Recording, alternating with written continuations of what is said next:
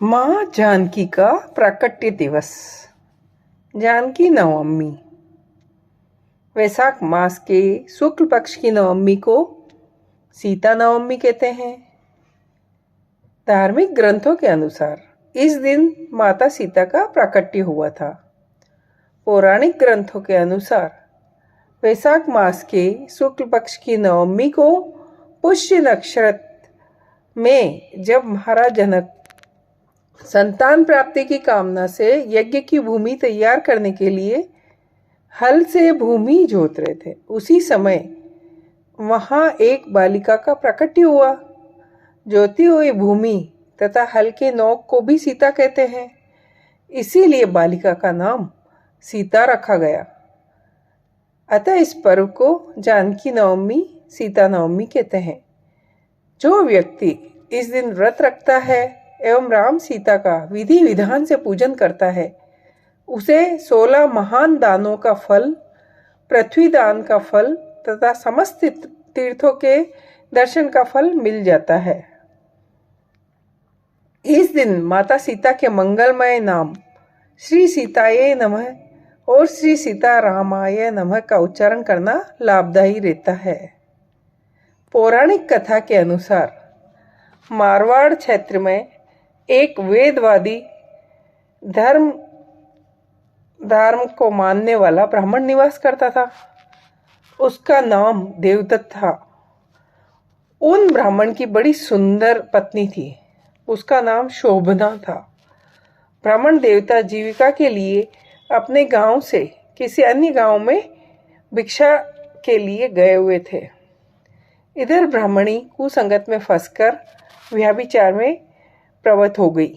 अब तो पूरे गांव में उसके इस निंदित काम की चर्चाएं होने लगी, परंतु उस दुष्टा ने गांव ही जलवा दिया। दुष्कर्मों में रत रहने वाली वह दुर्बुद्धि मरी। उसका अगला जन्म चांडाल के घर में हुआ। पति का त्याग करने से वह चांडालनी बनी। गांव जलाने से उसे भीषण कुष्ठ हो गया। व्यभिचार कर्म करने के कारण अंधी भी हो गई। अपने कर्मों का फल उसे भोगना ही था। इस प्रकार वह अपने कर्म के योग से दिनों दिन दारुण दुख प्राप्त कर देश देशांतर में भटकने लगी। एक बार देव योग से वह भटकती हुई कौशलपुर पहुंच गई। संयोग से उस दिन वैशाख मास शुक्ल पक्ष की नवमी तिथि थी, जो समस्त पापों का नाश करने में समर्थ है। सीता नवमी के पावन उत्सव पर भूख प्यास से व्याकुल व दुखियारी इस प्रकार प्रार्थना करने लगी, हे सज्जनों, मुझ पर कृपा कर कुछ भोजन सामग्री प्रदान करो, मैं भूख से मर रही हूँ। ऐसा कहती हुई वह स्त्री श्री कनक भवन के सामने बने 1000 पुष्प मंडित स्तंभों से गुजरती हुई उसमें प्रविष्ट हुई। उसने पुनः पुकार लगाई, कोई तो मदद करो, कुछ भोजन दे दो। इतने में एक भक्त ने उससे कहा, देवी, आज तो सीता नवमी है, भोजन में अन्न देने वाले को पाप लगता है, इसलिए आज तो अन्न नहीं मिलेगा। कल पारणा करने के लिए आना, ठाकुर जी का प्रसाद भरपेट मिलेगा। किंतु वह नहीं मानी। अधिक कहने पर भक्त ने उसे तुलसी एवं जल प्रदान किया। वह भूख से मर गई, किंतु इसी बहाने अनजाने में उससे सीता नवमी का व्रत पूरा हो गया। अब तो परम कृपालिनी ने उसे समस्त पापों से मुक्त कर दिया।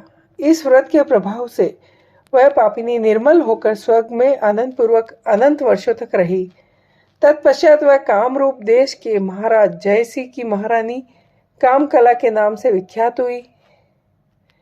जाति श्रवणा उस महान साध्वी ने अपने राज्य में अनेक देवालय बनवाए, जिसमें जानकी रघुनाथ की प्रतिष्ठा करवाई।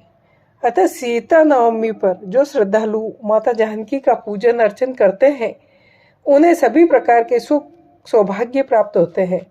इस दिन जानकी श्रोत, रामचंद्र अष्टकम, रामचरितमानस आदि का पाठ करने से मनुष्य के सभी कष्ट दूर हो जाते हैं। जय हो। माँ जानकी का प्राकट्य दिवस। जानकी नवमी। वैशाख मास के शुक्ल पक्ष की नवमी को सीता नवमी कहते हैं। धार्मिक ग्रंथों के अनुसार इस दिन माता सीता का प्राकट्य हुआ था। पौराणिक ग्रंथों के अनुसार वैशाख मास के शुक्ल पक्ष की नवमी को पुष्य नक्षत्र में जब महाराज जनक